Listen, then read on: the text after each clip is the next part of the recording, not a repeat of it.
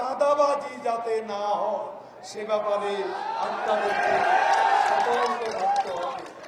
জাতীয় শ্রমিক লীগ বিরুদ্ধে এ পর্যন্ত কোনো বদনাম আমরা শুনিনি।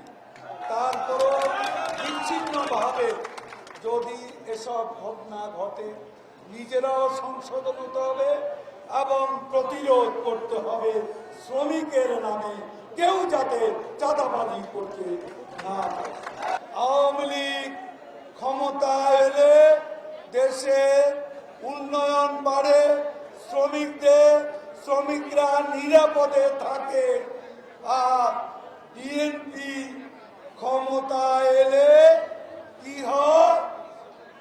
হাওয়া ভবন, খোয়াব ভবন। এখন তারা আগামী নির্বাচনকে সামনে রেখে আরেকটা খোয়াব ভবনে খোয়াব দেখছে। আগামী নির্বাচনকে সামনে রেখে